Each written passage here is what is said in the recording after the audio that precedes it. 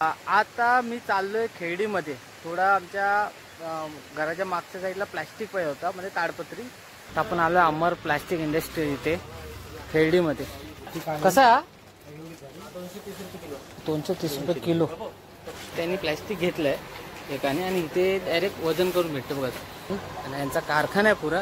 हे बघा इथे सर्व प्लॅस्टिकच आहे. बरं, तेव्हा मॉइश्चर उडवण्यासाठी या मशीनचा वापर केला होतो. रॉ मटेरियल झाल्यानंतर लिक्विड होतं या मशीनमध्ये. लिक्विड झाल्यानंतर ह्याच्यात थंड होतं.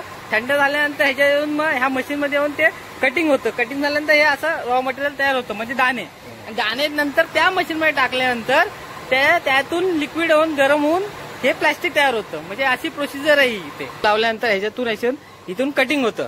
ही कटिंग मशीन आहे आपली. अच्छा, सिलिंग होते इथे. अच्छा, ही सिलिंग होते इथे. इथे कटिंग. अच्छा, म्हणजे सिलिंग झाल्यानंतर इथे कटिंग होते. असे पिशवे असे बनतात साईज नुसार. म्हणजे साईज हे छोटे साईज आहेत ना. ऑर्डर असेल. अच्छा, काय साईज आहे ही जरा दाखवाल. ही 6x8 आहे. 6x8 आहे. ती 5x8 आहे. अच्छा, 5x8 आहे. साईज वरती आहेत ना. हे पण किलोनीच. ही कशी पिवळी 230 रुपये. 230 रुपये के. हे 230 रुपये. 230 रुपये किलो. अच्छा, हे घेऊ कंपाऊंड लावून वापरले जातात. बरोबर दर लिहिलेत. दरवर्षी प्लॅस्टिक घ्यायला कसं वाटतं? प्लॅस्टिक कसं टिकतं? क्वालिटी काय? क्वालिटी चांगली आहे.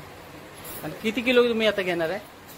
मला आता 10 किलो लागेल. 10 किलो लागणार आहे. अच्छा, इथे बहुतेक आजूबाजूचे गाववाले इथे प्लॅस्टिक घ्यायला येतात आणि चांगली क्वालिटी आहे. किती पाहिजे? कमी चांगले टिकतात पण असं पण आहे. नक्की तुम्ही ह्या दुकानाला भेट देऊ शकता.